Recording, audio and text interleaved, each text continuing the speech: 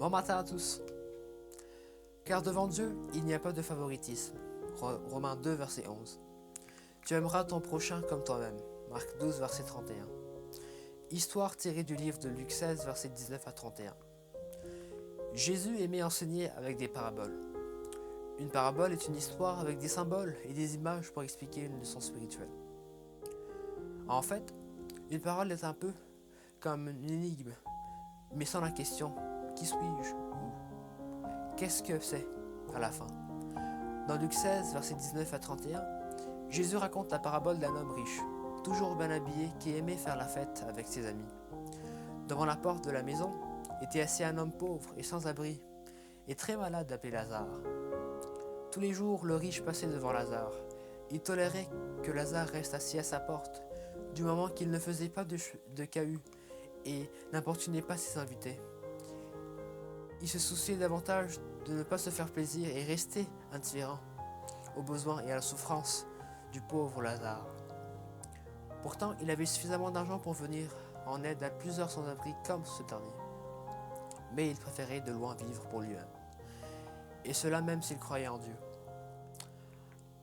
Après tout, qu'il aille travailler, ce Lazare, plutôt que de rester assis là à attendre quelque chose de ma part.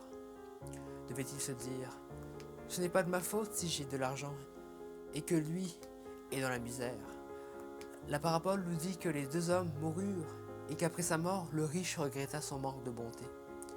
Mais il était trop tard. Chacun a récolté ce qu'il a semé.